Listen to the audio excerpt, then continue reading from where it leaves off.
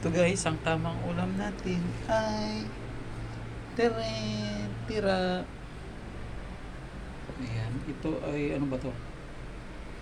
Pastil chicken. Saka ito naman ay chicken curry. Ayan, may naiwan na isang basong coke with yellow. Siyempre, may tubig. Diba? Solo ko lang yan guys kasi mga natirang pagkain na masarap pang isang tao, pang isang piraso. May isang ano ba to? Potato. Ayan.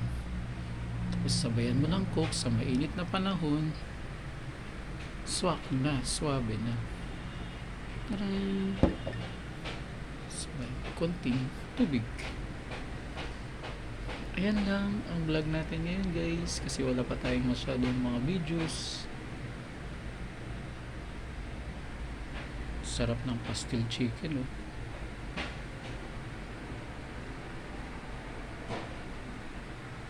Sabayan mo nito